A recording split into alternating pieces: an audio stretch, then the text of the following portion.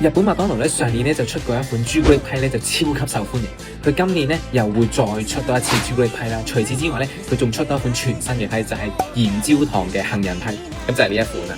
咁咧就首先同大家開箱呢一款先，佢個批咧就同平時嘅批一樣嘅，都係金黃色咁樣嘅。咁搣開咧入邊就係咁嘅，你睇下，入邊咧係好豐富嘅層次啊！佢入邊有3種嘅，咁啊有鹽焦糖忌廉啦，有杏仁忌廉啦，同埋有焦糖喺入邊。食落去咧，佢個焦糖味咧唔算話好濃嘅，但我覺得絕對係足夠嘅，仲同埋食到有啲杏仁味喺度嘅。我覺得呢3種味道咧夾埋一齊咧，勁好食喎，超好食喎！你嚟到日本咧一定要試呢個批，因為呢個批咧係期間限定。而家咧就再同大家試埋呢個咧上年出過好受歡迎嘅朱古力批。朱古力批咧搣開咧入邊啊，見到啦，好清楚啦，全部都係朱古力醬嚟嘅。朱古力批咧我自己食落去咧就覺得普通嘅朱古力批啦，中規中矩嘅。但係如果嚟到嘅話咧，我覺得一定要試呢個鹽焦糖嘅批咯，呢個係必試嘅批。